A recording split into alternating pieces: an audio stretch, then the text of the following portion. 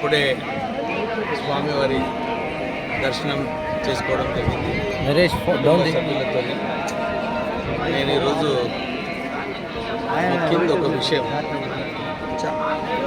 మారుమూరు ప్రాంతాలలో economic reforms వచ్చిన తర్వాత ఉపాధి కల్పించాలని చెప్పి ఆ రోజులలో కాంగ్రెస్ ప్రభుత్వం మన్రేగా ప్రారంభం చేయడం జరిగింది.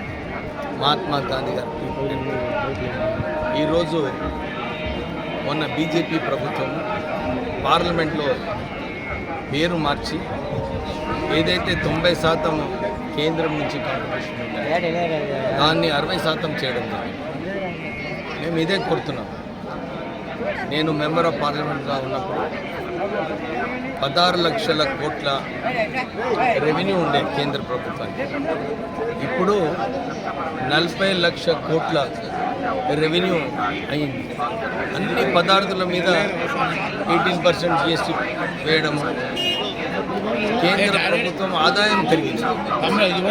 ఇలాంటి పరిస్థితులలో అన్ని రాష్ట్రాల పరిస్థితి ఫైనాన్షియల్ FRBM కేంద్ర ప్రభుత్వం ప్రారంభమైన తర్వాత ఆర్థిక పరిస్థితి రాష్ట్రాలలో బాగాలేదు. ఇప్పుడు ఆర్థిక పరిస్థితి రాష్ట్రాలు 40% ఇవ్వాలంటే మారుమూరు గ్రామాలలో ఉద్యోగాలు ఎట్లా వస్తాయి? కేంద్ర ప్రభుత్వం బాధ్యత ఏదైతే 60% చేశారో ఇది మళ్ళీ 90% చేయాలి.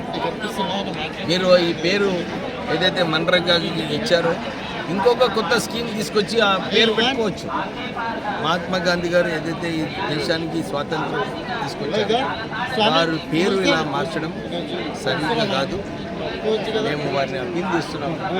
మీరు ఈ మన్రేగా కార్యక్రమం, ఎందుకంటే మేము మారుమూరు ప్రాంతాలలో వెళ్ళినప్పుడు చాలామంది ఇదే చెప్తారు, సార్ మేము ఈరోజు ఈ మన్రేగా కార్యక్రమంలో కూలీ చేసి వచ్చామని చెప్పి. అంటే వారికి ఒక 100 days కూలీ భద్రత మన్రేగాలో ఉండేది. ఇప్పుడు 60%, 40% రాష్ట్రాలు అంటే డెఫినెట్లీ చాలా రాష్ట్రాలు 40% కాంట్రిబ్యూట్ చేయలేదు. దీన్ని మళ్ళీ 90% చేయాలని చెప్పి మేము డిమాండ్ చేస్తాం.